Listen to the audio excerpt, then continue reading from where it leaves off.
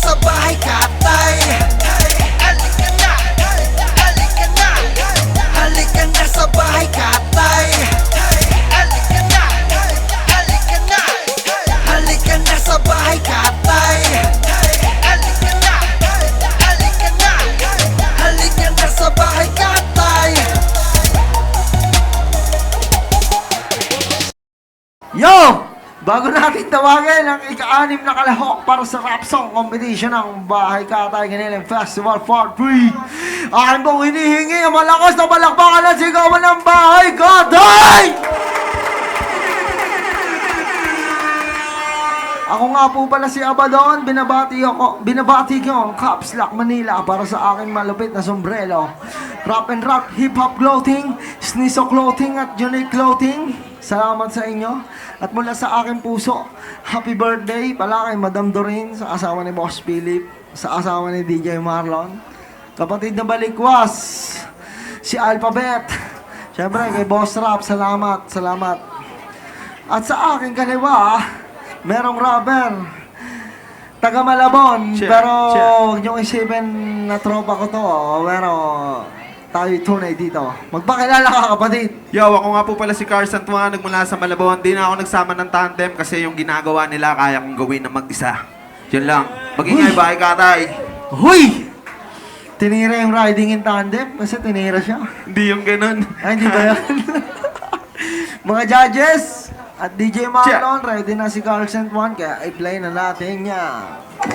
What's up? Ba't ganyan?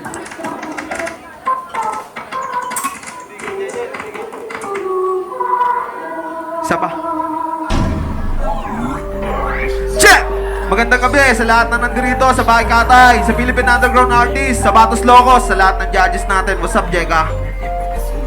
Di makatulog sa gabit nanginginig habang pinagpapawisan ka ng malamig. Sariling tinig mo lamang ang siyang naririnig, at ang takot mo sa katawan ang siyang nananaig. Nasa iyong pagtulog ay baka di na gumising pang muli. Papaano kung ito na ang huli mong sandali at di na magawa pa magpaalam sa kanila? Naisip mo na ba kung saan ka mapupunta?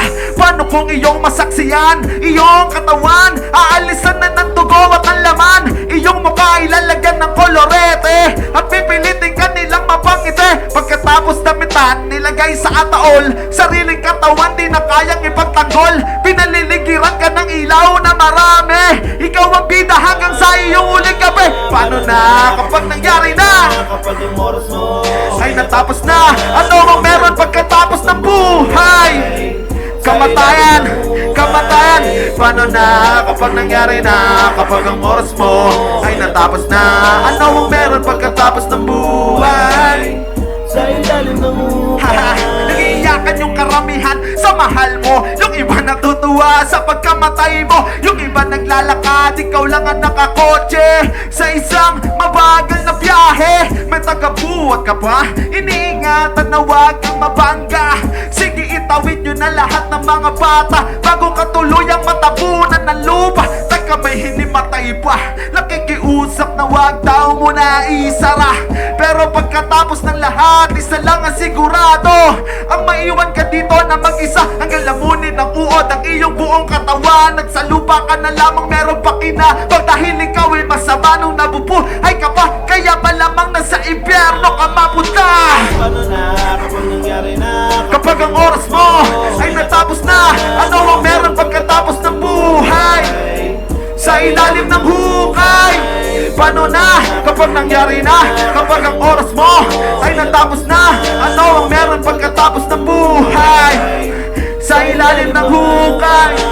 Paano na kapag nangyari na? Kapag ang oras mo ay natapos na, ano ang meron pagkatapos ng buhay?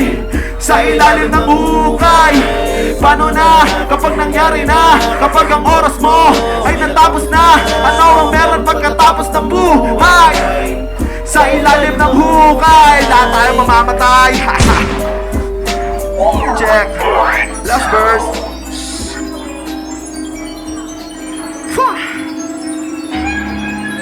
Check.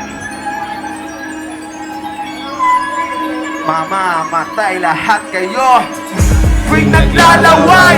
Gusto kong pumatay, umaapoy ang mga mata, nakikinig ang mga galamay. Mga pinakamalibay ka, malabig ka na mga tulad ng sama-sama, parang gumawa na malakas ang obra. Mga nalabas sa tangka, malabot na naman ang bida, kaya nga huwag ka na magangaspa. Mga laman na ka na mga haliman na nakatara sa bahay katay na tunay na mga mahusay. Kapag natawa na mga salita na matalam, ay sigurado ang iiwanan ka na latay. Naghihintay na lang ako na ibaba ang hudyan sa pagsalakay. Kahit ako na lang ang pakawalan nila, marami akong matatangay na mga buhay-buhay. Kahit na makarami ng mga barkada na nakaharap na mga dali ko lang yan lapasan. Gamit ang 5 taon ko na karanasan na sa dami-dami ng aking mga natutunan. Manhid na sa dami ng sakit na aking tiniis, isa sa dahilan kung bakit ako'y mabangis. Napakalaman naman siguro na kaman naman naman. Di naman napakalain na lang maganda natin dalawa. At kahit na ikumpara mo man ako sa iba, di man ako nauna, pero may ibubuga ako isang. Paano ba ako na makatanda, parang ganun, di ba na makakabata ako na sa kalamatan. Ako si Carset One, taga Malabon, itatatako rin ang aking pangalan. Salamat po ang tahimik ng band ng gabi. Yeah! Salamat. Magtungo tayo sa ating mga orado, Cards and One. Sakit mo sa ulo? Sakit talaga. Ay, kapatid na bendito tayo. Arsen, alam mo yung konsepto mo, ano eh. Kung tutusin, napakasimple. Pero ikaw yung nagtawid ng katotohanan. Kasi kumbaga, lahat tayo araw-araw nabubuhay. Lahat tayo umiikot sa pang-araw-araw na ginagawa natin. Pagkain, tumae, uminom, magtsongke. Ibig sabihin, ay hindi ko na ginagawa yon, mambabae. Ibig sabihin, yung simpleng konsepto na yung pagkatapos ng lahat ng nangyayari habang buhay ka, yung patay ka, walang gumawa nun. Kumbaga parang kakaiba at sinabi mo yung katotohanan, so yung kanta mo matatawag kong capital R-E-A-L talk, real talk. Salamat, kapatid. Thank you, sir. Numerous.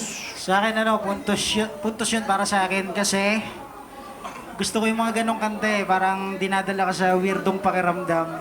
Ayun, yung bibihira ko marinig na tema. Ayun. Weirdo ka ba? Pwede ba natin pag-usapan na pagka-weirdo? Bakit ka naging weirdo? Weirdong pakiramdam, hindi ako. Dahil ba sa pagmamahal? Ano ba yan? Di pa tapos! Na! Hindi! Si kapatid ng secret. In love ngayon yan, pre. Ayun, ano daw? Sige ba? Sige lang. Ayun. Labas mo pagka in love mo, pre. Hindi. Tay tayo sa'yo. Magaling to. Magaling. Kanina, ano? Yeah. Hindi, kanina, totoo. Pinapakinggan ko. Hindi ko alam kung kasama pa rin sa trip. Hindi ko alam kung nagtitrip ako o ano eh. Pero, yung kanta, dinadala ka niya sa ano eh. Parang... Sa pagka in love, gano'n. Hindi. Dito muna tayo. Parang dinadala ka sa, talagang dinadala ka sa ilalim ng hukay. Parang, ito yung, parang ang pinapatay eh. Ganun, pinaparamdam sa'yo. Nakakatuwa rin kasi, isa rin yan sa, sa madalas ko tinatanong. May tula nga ako tungkol dyan eh. Ang pamagat lahat mamamatay. Hindi siya rap, talagang tula lang na, na nire-recite ko pag may mga open spoken. Ganun. Kaya, maganda yung dating sa akin dahil nadala ako doon sa Yung lahat may in love, pre. Kailan yan? lahat may hugot. Salamat, pre. Carlsen, salamat, bro. Mamaya, abangan natin ang ating host. Halika na sa bahay katay.